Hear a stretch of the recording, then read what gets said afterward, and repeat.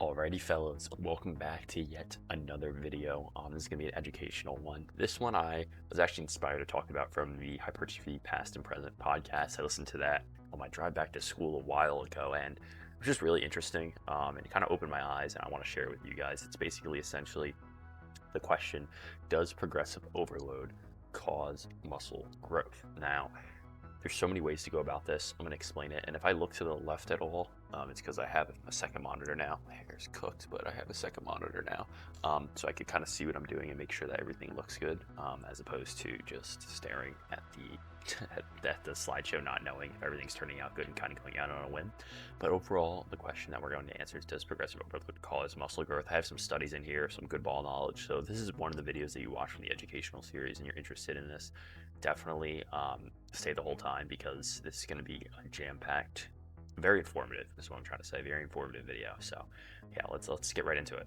Okay, so essentially progressive overload is not the main cause of muscle growth. Now there's a lot of nuance that goes into play here that I'll talk about shortly, but it's a result of muscle growth. So it's a byproduct of putting on muscle, and muscle growth happens in a very short period of time. So your muscles don't grow because progressive overload happens. So I'm going to talk about it later, but forcing progressive overload is not what makes your muscles grow. And then I have a study here from, I don't even know who, but essentially it's 55 untrained women over 8 weeks. I'm just doing like an example. Give me a summary and abstract of the actual abstract. But over 8 weeks, they were untrained, so they never like touched weights in their life, and we're comparing the effects of progressive overload on their physiques during elbow extension. So what that is just like this. Make sure, okay, just elbow extension. Boom. So triceps essentially. So yeah, like I said, just triceps.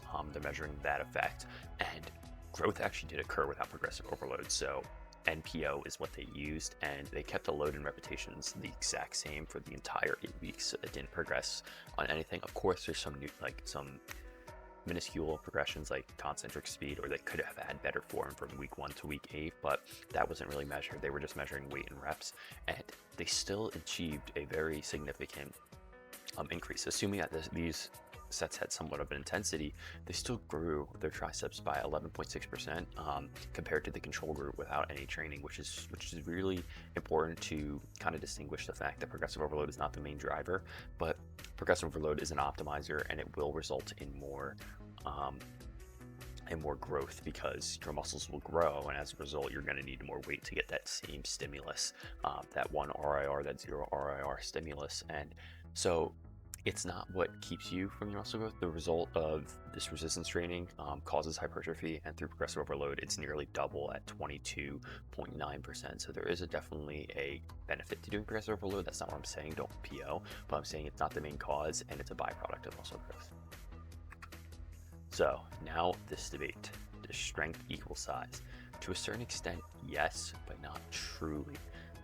So there's some nuance that comes into play. So we're going to look at 3 things: coordination adaptations, neurological adaptations. Now those are very similar in nature. They're both adjusting to exercises. I'll explain them both. And then the motivation, so the POE, perception of effort.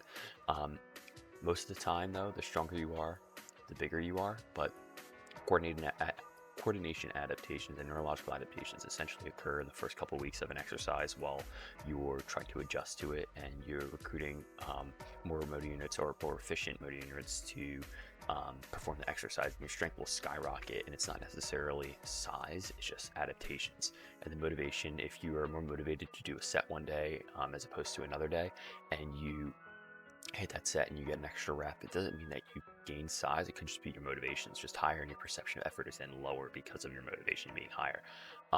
And this is a quote from a study.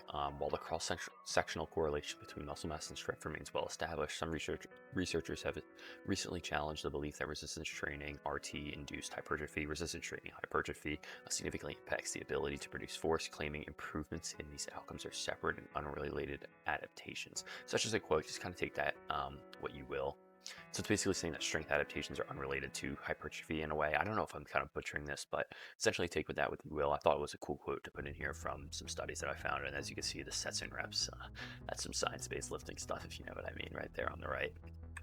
But anyways, size equal to strength. This is a direct correlation.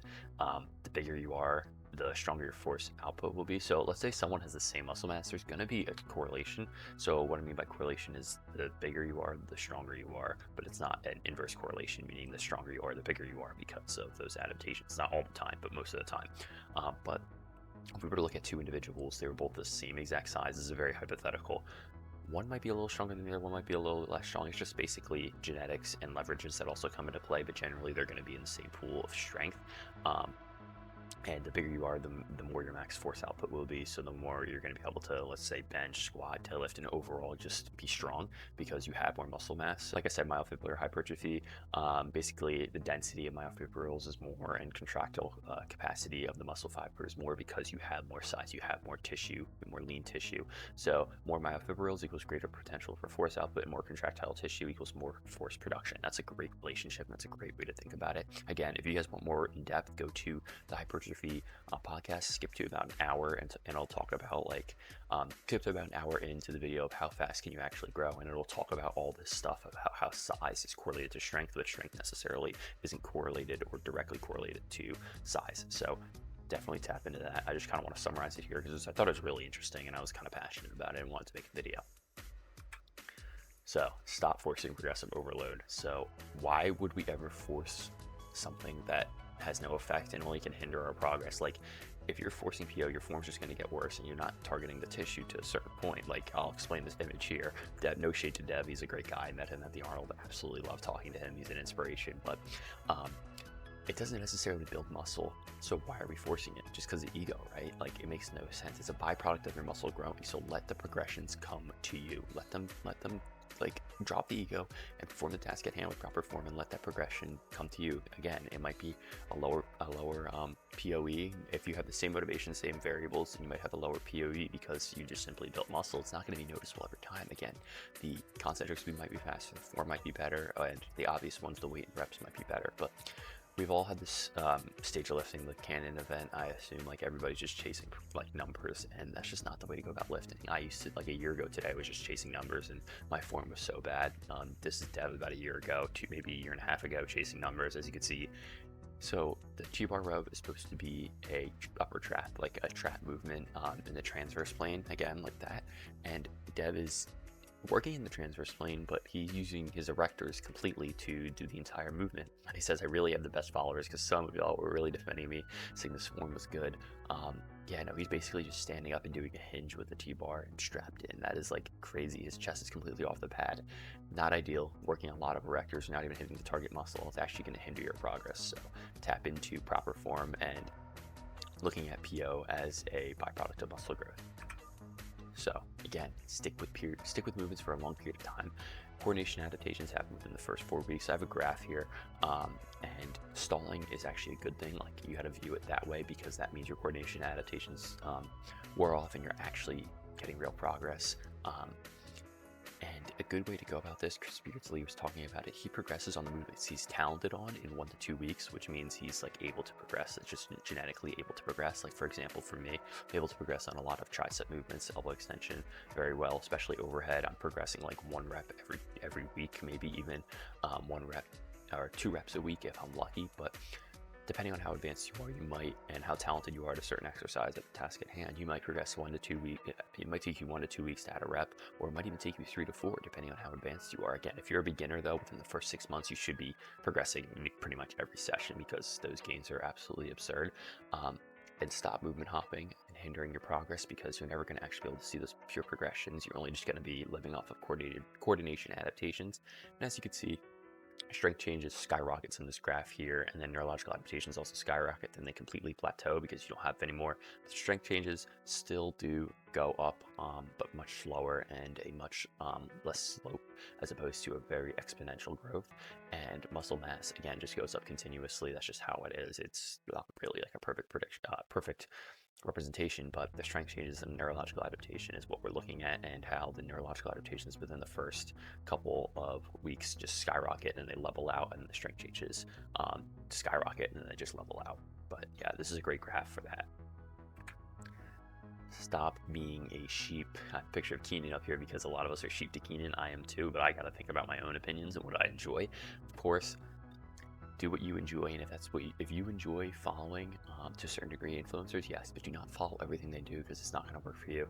And stop changing your movements every 3 weeks because you see somebody on TikTok saying this is the most optimal. I know I was like that because of the Keenan flap and how you have to do a Keenan flap, and now you got to do this, now you got to do this, like patch notes or whatever. It's so stupid. Just do what you enjoy. Even if that's not the most optimal, you're still gonna be able to get a sufficient amount of motor units recruited because you actually enjoy it, and enjoyment actually increases motor unit recruitment, as opposed to optimality will increase motor unit recruitment because it's stable most likely, but if you don't enjoy it, it's gonna not be as optimal as you think it is. So stop following people, just do your own movements, do what works for you, and enjoy your workouts. That's the number one thing.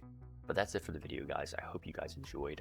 This is a great, like, kind of niche dive into progressive overload and how it size directly correlates to strength, but strength doesn't necessarily correlate to size. Again, that is a huge misconception. Another misconception is forcing progressive overload is causing your muscle growth. So progressive overload is what causes the muscle to grow, and your muscles won't grow without it. That's not true. If you don't progress a session, doesn't mean your muscles didn't grow. It doesn't mean it's a waste of a session. There's still so much things that come into play. Of course, progressive overload over time enhances it, but that's not the main factor in muscle growth. It's an important one, but not the only factor, I should say. But I hope you guys enjoyed. Again, I'll plug my codes, so EKKOVISION, Longo. Tap into that. I have some things coming today. I have some creatine, some clothes, and then some electrolytes. Dev's actually electrolytes, the strawberry banana, or I think it's, yeah, strawberry banana, I'm pretty sure. I have that coming today. I'm super excited to try that. And then Gympin, LONGOLIFTS. One of my friends just used my code. Shout out Nick for using the LONGOLIFTS Gympin code. And then tap into the Discord. It's always in the description. If you guys want more in-depth answers, personalized and tailored to you, I can give them, and along with the people in there are very knowledgeable, so they'll be able to help you out. But it's a great community that I want to see grow. Again, we're at like 30 members right now, 28 maybe to be exact, but I want to see it grow to a little niche community, if you will. So I hope you guys enjoyed this educational video. If you have any recommendations of what I should do next for educational videos, or just videos in general, leave them in the comments, and I'll see you guys.